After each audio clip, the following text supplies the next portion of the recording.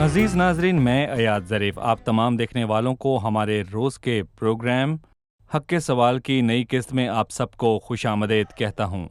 हमारा आज का सवाल है, क्या आदम एक तारीखी शख्स था या अलामती? इस सवाल के जवाब के लिए हम मिलेंगे आपसे एक छोटे से वक्फे के बाद।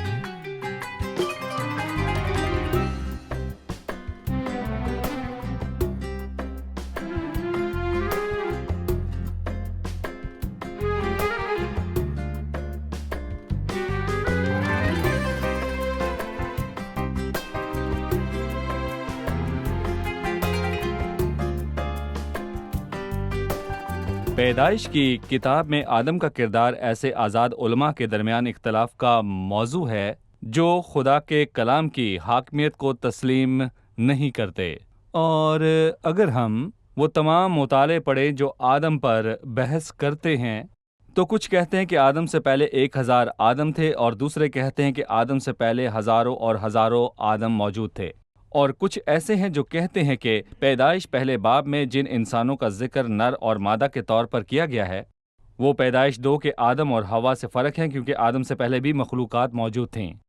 और कुछ दीगर हैं जो ये ख्याल करते हैं कि आदम बज़ाते खुद एक अलामती किरदार है। वो कोई तारीखी शख्सियत नहीं है, बल्कि एक इंसानियत की अलामत है। यकीनन जो लोग कहते हैं कि आदम एक अलामती किरदार था, ना कि तारीखी शख्सियत, और वो इंसानियत की अलामत है, तो वो पैदाइश पहले और दूसरे बाब को पढ़ते हुए तलफ़ुज़ को गड़बड़ कर देते हैं। लेकिन कैसे? अगर हम पैदाइश की किताब के पहले बाब पर जाएं, तो कलाम हमें बताता है, मिसाल के तौर पर पैदाइश पहले बाब की 26वीं आयत, फिर खुदा ने कहा हम इंसान को अपनी सूरत पर अपनी शबी की मानंद बनाएं। यानी खुदा ने इंसान को बनाया। लफ्ज़ इंसान इब्रानी में हादाम है, ना कि आदम, बल्कि हादाम। लेकिन जब वो कहता है कि खुदावन ने इंसान को ज़मीन की मिट्टी से बनाया, तो आदम को आदम कहा। इसलिए इंसान यानी हादाम इब्रानी में, और आदम आदम ही है। ये वाज़ेह है कि ये फ़र्क हर्फ है।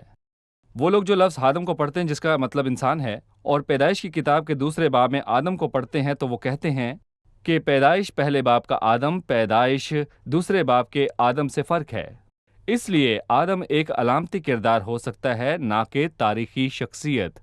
लेकिन दर हकीकत वो लोग जो कलाम पढ़ते हैं, ख़ास तौर पर पैदाइश पहला और दूसरा बाब, तो वो जान लेते हैं कि आदम इंसान है और इंसान आदम है, क्योंकि जिस आदम का जिक्र पैदाइश पहले बाब में नर और नारी के तौर पर किया गया है, वो आदम और हव्वा हैं। लेकिन कलाम इस वाक़े का जिक्र खुलासे के तौर पर करता है। इसलिए पैदाइश पहले बाब में और फिर दूसरे बाब में तख्लीक के तमाम वाक़यात का जिक्र किया गया है। हम तख्लीक की तफसीलात बताते हैं, इसलिए वो पैदाइश पहले बाब में सिर्फ एक बार बताता है कि आदम और हव्वा को इंसान कहा गया था, क्योंकि वो इंसानों के बारे में बात करता है, उनकी जिन्स यानी नर व मादा के तौर पर बात करता है। इसलिए लफ्ज़ हादम का लफ्ज़ का इस्तेमाल किया गया है। लेकिन बाद में जब हम पढ़ते हैं, तो आदम हादम यानी इंसान, और हादम इंसान है जो कि आदम है। इसलिए अगर हम पैदाइश की किताब के पहले अबवाब का जायज़ा लें, ख़ास तौर पर 1 से 5 अबवाब तक, यानी पहले 5 अबवाब का जायज़ा लें, तो हम हादम को देखते हैं, जिसका जिक्र 21 मरतबा किया गया है। हादम जिसके मानी है इंसान। हम ये भी देखते हैं कि लफ्ज़ आदम का 7 मरतबा जिक्र है, यानी उसने लफ्ज़ आदम और हादम को एक दूसरे के मुतबादिल के तौर पर इस्तेमाल किया। यानी इंसानों के लिए और आदम के लिए भी कलाम आदम को आदम बतौर इंसान भी कह सकता है। मिसाल के तौर पर जब वो तीसरे बाब में कहता है उसने उसे बाग से निकाल दिया, ये कौन शख्स है जिसे बाहर निकाल दिया गया? ये इंसान आदम और हवा थे। लेकिन अक्सर वो लफ्ज़ आदम इस्तेमाल करता है और कभी इंसान, इसलिए आदम ही वो इंसान है और इंसान ही आदम है। मिसाल के तौर पर पैदाइश पहले बाब की 26वीं आयत में वो वजाहत करता है कि आदम कौन है और हादम यानी कि इंसान कौन है। वो कहता है, फिर खुदा ने कहा हम इंसान को अपनी सूरत पर अपनी शबी की मानिंद बनाएं। फिर वो पैदाइश 1:27 में कहता है, और खुदा ने इंसान को अपनी सूरत पर पैदा किया। यहाँ गौर करें कि ये 2 आयात तसलसल में है। आओ हम इंसान को अपनी सूरत पर बनाएं, और खुदा ने इंसान को अपनी सूरत पर पैदा किया, तो उसने लफ्ज़ आदम का इस्तेमाल किया। यानी खुदा ने इंसान को तख्लीक किया और उसने लफ्ज़ हादम इस्तेमाल किया। यानी इसका मतलब है कि इंसान आदम है और आदम ही इंसान है। जब खुदा ने इंसान को अपनी सूरत पर बनाया, तो इसका क्या मतलब है? मतलब है आदम को। اس لیے تو متواتر آیات میں اس نے لفظ آدم اور ہادم کا استعمال کیا، یعنی آدم اور انسان، کیونکہ انسان ہی آدم ہے اور آدم ہی انسان، اور آدم تمام انسانوں کا باپ ہے یا تمام نسل انسانی کا باپ ہے۔ اس نے تو متواتر آیات میں لفظ آدم اور ہادم استعمال کیا ہے۔ اگر ہم پیدائش 5ویں باب کی دوسری آیت پڑھیں تو لکھا ہے، اور نہ زمین جوتنے کو کوئی انسان تھا۔ عبرانی میں لفظ ہادم ہے، یعنی زمین جوتنے کے لیے کوئی انسان نہ تھا۔ پیدائش 3 باب کی 17ویں آیت ہے، اور آدم سے اس نے کہا چونکہ تو نے اپنی بیوی کی بات مانی، یہاں لفظ آدم استعمال ہوا ہے، آدم۔ آپ نے غور کیا؟ پیدائش 3 باب 20ویں آیت، اور آدم نے اپنی بیوی کا نام حوا رکھا۔ جب وہ کہتا ہے آدم بیوی کا نام رکھا تو عبرانی میں لفظ ہے ہادم۔ واہ!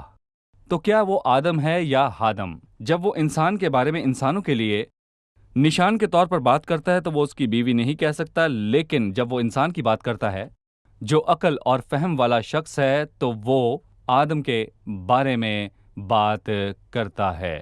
اس لیے جب وہ کہتا ہے آدم نے اپنی بیوی کا نام حوا رکھا تو میں فوری طور پر جان لیتا ہوں کہ لفظ آدم اور ہادم ایک ہی ہیں جو ایک شخص کو ظاہر کرتے ہیں۔ اکثر کلام اسے آدم کہتا ہے اور دیگر پر ہادم۔ آدم وہی شخص ہے جسے ہادم کہا گیا ہے جو کہ تمام انسانوں کا باپ ہے۔